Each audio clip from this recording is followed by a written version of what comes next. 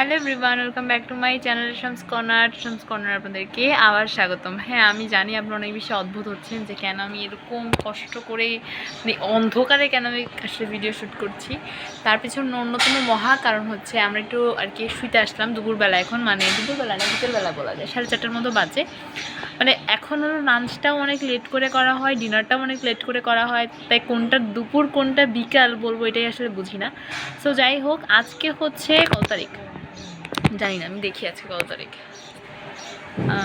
আজকে হচ্ছে 24 তারিখ, 24শে মে। আমি একটু আলোতে যাই, বেশি অন্ধকার। আচ্ছা, আজকে হচ্ছে 24 তারিখ। সো আজকে ভিডিওটা 4:30 বাজে শ্যুট করার পিছনে অন্যতম প্রধান কারণ হচ্ছে আজকে হচ্ছে আমার মেজো মামার যে জামাই ভাতার অনুষ্ঠান, সেটা যে রীতি সেটা অনুসারে হচ্ছে জামাই ভাতাটা আসলে মেয়েদের ফ্যামিলি থেকে করে। তো ওই জন্য আজকে হচ্ছে আমাদের নিমন্ত্রণ আছে। আমরা হচ্ছে একটা রেস্টুরেন্টে এই জিনিসটার আর কি অ্যারেঞ্জ করেছে। কোন রেস্টুরেন্টে না রেস্টুরেন্ট আমি এখনও কিছুই জানি না। সন্ধ্যাবেলা মানে রাতের বেলার দিকে হবে অনুষ্ঠানটা। তো সেজন্য আমরা হচ্ছে যে সকালবেলা আমাদের তেমন কিছু করা হয়নি।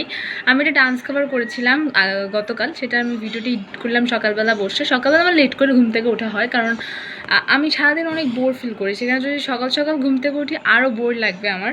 তো ওই জন্য তারপর ঘুম থেকে উঠে নাস্তা পানি করে একটু রেস্ট নিলাম, আবার নিয়ে দেন ভিডিওটি এডিট করে আপলোড দিলাম। সবখানে সবাই অনেক ভালো ভালো কমপ্লিমেন্টস দিচ্ছে, যেটা অনেক বেশি আমার থেকে অনেক মানে শান্তির লাগছে।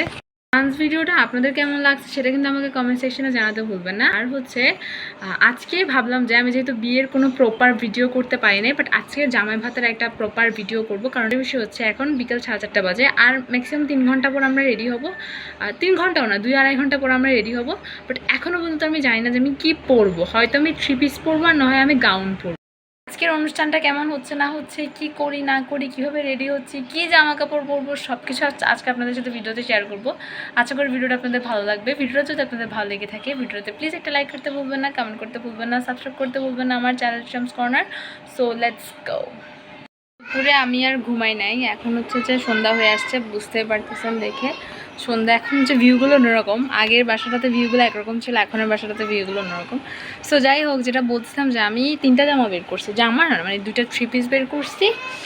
এগুলো 3 পিসগুলো আপনারা দেখছেন, এই যে এইটা একটা ব্ল্যাকের মধ্যে, এটা 3 পিস না, এটা 2 পিস, আর এটা 3 পিস। একটা আছে হচ্ছে যে গাউন, আরেকটা আছে হচ্ছে গাউন। এটা আছে। এখন আমি কনফিউজ আমি কি পরবো অ্যাকচুয়ালি। বাট আমি একটা অনুষ্ঠানও মানে এতগুলো বিয়ের অনুষ্ঠান গেলাম, আমি একটা তো হচ্ছে যে পার্স নিয়ে নেই, ব্যাগ নিয়ে নেই। আজকে আমি নিব চিন্তা ভাবনা করছি, কারণ পার্সটা মানে খালি খালি লাগে। মামি আছে না, মামি আছে না।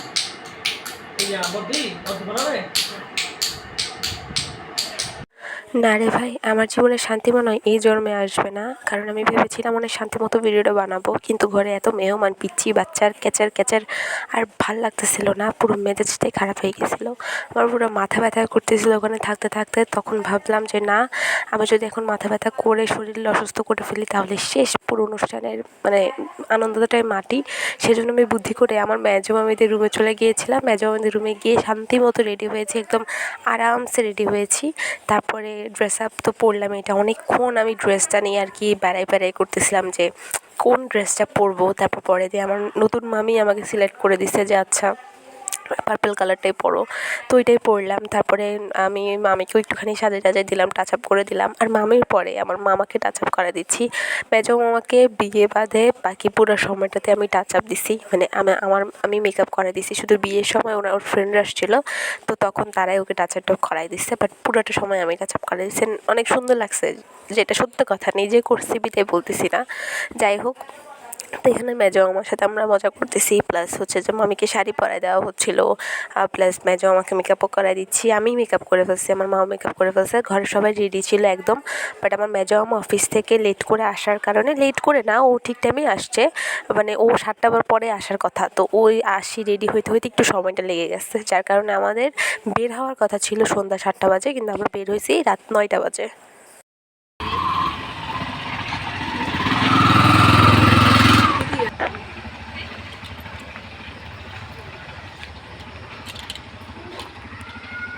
হাই দাও।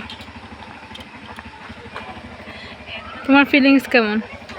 নস্টালজিক গরম।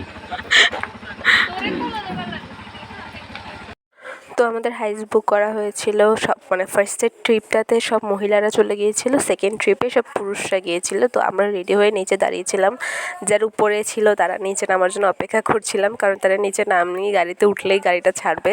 সো ঘরে প্রচুর গরম লাগতেছে, আর ঘরে বললাম বাচ্চাদের কিচিরমিচির প্রচুর পিং লাগতেছে, সেজন্য নিচে চলে গিয়েছিলাম। আর নিচে গিয়ে আপনাদেরকে আমার লুকটা একটু দেখাচ্ছিলাম। ফুল আউটফিট দেখানোর মতো একটা মানুষও পাইলাম না আমি। সো যাই হোক, নিজের থোবরাটাই বারবার আপনাদেরকে দেখাচ্ছি যে দেখেন কত সুন্দর মতো সেজেছি। বাট ওই দিনের মেকআপটা সিরিয়াসলি ক্যামেরাতে আমি কেন জানি বোঝা যাচ্ছে না কেন, বাট রিয়েলে যদি দেখা যাইতো তাহলে বুঝতেন যে অনেক ফ্ললেস হয়েছে, অনেক স্মুথ হয়েছে মেকআপটা। মানে বিয়ের এই সিরিজটাতে প্রত্যেক দিন মেকআপ করতে করতে আমার মেকআপের হাত অনেক ভালো হয়েছে সিরিয়াসলি। মানে বলে না, practice makes a man perfect, বিষয়টা একদম সত্য। মানে অনেক ভালো হয়েছে, যেমন মেকআপ তেমন মেহেন্দি। কথা বলতে বলতে ক্লাবে চলে এসেছি, তারা আমাদেরকে বরণ করে ঢুকাইলো। তারপর হইলো যে সবার সাথে কথা বলতেছিলাম, মানে বিয়ের রিসেপশনের পরে তো জামাই ভাতাতে দেখা, মানে অনেক দিন পরেই দেখা, তো সেজন্য হচ্ছে যে সবার সাথে অনেক অনেক গল্প করতেছিলাম, সবার সাথে একদম মিশে গেছি, যেটা সত্য কথা। তো এখানে সবাই খেতেও বসে গেছে, কারণ আমরা বললাম যে আমাদের সন্ধ্যা 7টায় আসার কথা, বাট আমাদের রাত 8 মানে 9টা বাজে আমরা বের হয়েছি, তাহলে আস্তে আস্তে 10টার মতো বাজছে। তো ওই জন্য সবাই খেতে বসে গেছিলো। আমাদের পরিচিত মানুষ যারা আমাদের জন্য অপেক্ষা করছিল তারা খেতে তো বসে গেছে, আমরা এখানে গল্প করছি, সবার সাথে ছবি টবি তুললাম।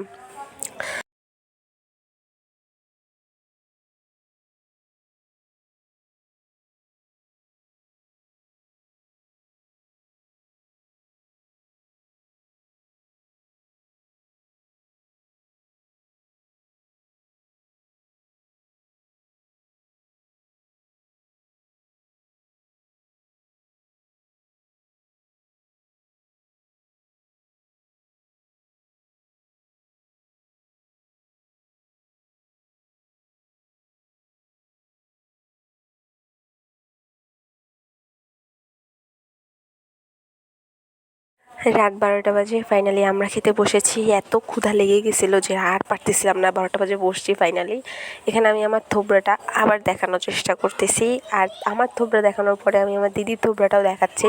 তার কারণ হচ্ছে যে আমাদের হনুমানই শেষ হয় না, আমাদের মানে মানে ফাইজলামি শেষ হয় না কোনো অনুষ্ঠানে। সারাদিন খিলখিল করে হাসি, এক একটা মানুষকে নিয়ে গসিপ করি, এরপরে নিজেরাই বাস খাই বড়সড়। আমাদের জীবন চলতেছে এরকমভাবেই আর কি। না, আমি আবার ঢং করতেছি আপনাদের সামনে। আর তখন ক্লাবটা প্রায় খালি খালি হওয়ার পথে, কারণ সবাই খাওয়া দাওয়া করে আমাদের সাথে দেখা সাক্ষাৎ করে ছবি টবি তুলে চলে যাচ্ছিলো। যেহেতু আমরাই বরপক্ষ, সো আমাদেরকে কিছুক্ষণ তো থাকতেই হবে। আর আমাদের জিষ্ণু দেখেন মেয়েটার পিছনে ছুটাছুটি করতেছে। বেটা মানুষের আসলে বয়স লাগে না, সব বেটা মানুষই আসলে সেম, এটাই বুঝতে পারছি আমি। সো যাই হোক, এখানে আমি জিষ্ণুর ভিডিওটা আর কি মানে প্রমাণস্বরূপ রেখে দিয়েছি, বড় হলে ওরা দেখাবো যে দেখ তুই কেমন মেয়েদের পিছনে ঘুরতেই হ্যাংলাদের মতো। আর এখানে এরা হচ্ছে সব শালিরা হচ্ছে যে তালতো ভাইদের সাথে আর কি মজা করতেছে, আর আমার দিদি দেখেন কি করতেছে। যাই হোক, আজকের মতো টাটা বাই বাই, দেখা করে নিচ্ছি নতুন ভিডিওর সাথে, বাই।